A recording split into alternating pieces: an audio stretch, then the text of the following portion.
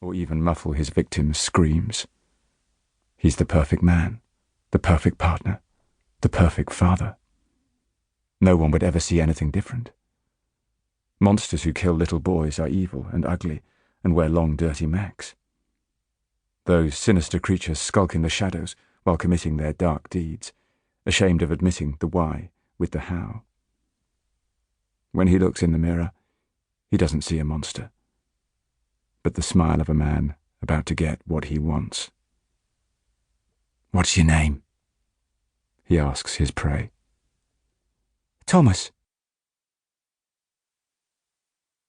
Chapter 1. The blade slices through the flesh, and a pink sliver falls down into a perfect curl. "Cherrie!" I look up at my name to see Mr. Dawson, my boss, pointing towards a customer, a 50-something woman with sharp features and an even sharper stare. Our eyes lock, and her fake fingernails begin clacking an impatient rhythm on my countertop. Smiling, I stuff my hands into new plastic gloves and then step towards her. "Can I help you?"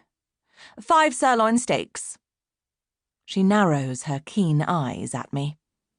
I hate it when they stare. I'll probably drop all the meat on her beady-eyed watch. Carefully, I pull 2 steaks onto the scales. The cost is already at £13, but it doesn't seem to bother her. Reaching over, I grab a 3rd steak. Suddenly, the customer cocks her head and asks, "Do I know you?" I try not to react. Instead, I widen my smile and continue piling up her meat like a butcher's game of Jenga. "I've seen you somewhere before," she says. "I'm here in the shop most days." I nod, trying not to look her in the eye. "Do you live on the Pine Holmes estate?" The moment the question leaves her lips, she realises how silly it is.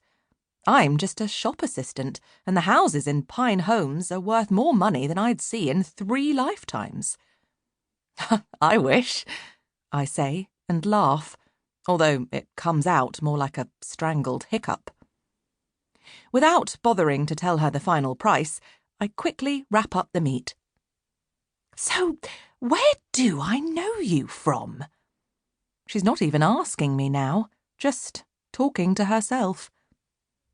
Thrusting the package towards her, I throw her another smile, hopefully one that concludes our encounter. Still, the woman lingers. Looking down, I see her palm is flat against my clean glass countertop. As she moves her hand to collect the meat, she leaves behind a sweaty smudge. "I've definitely seen you somewhere before. Oh, this is annoying." "Sorry, you don't know me.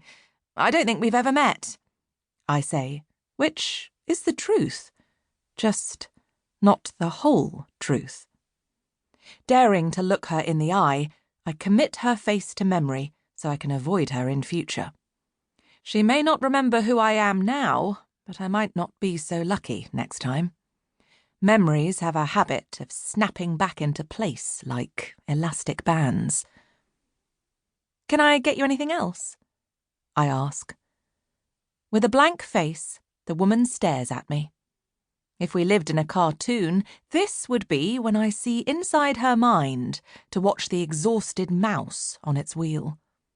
I want to yell at her to give the poor rodent a break and stop her pointless interrogation, but instead say, "Enjoy your steaks."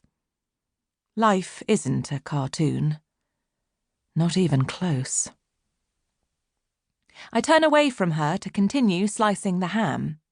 With my back to her, she loses interest and wanders deeper into the belly of the shop.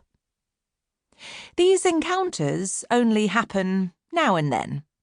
Strangers who feel a tickle of familiarity when they look at me, and mentally chase their tails trying to figure out how I've crossed their paths before. Nowadays, people's attention spans are thankfully low. Usually, when I slip on the plastic cap and apron, no one bothers to look beyond them.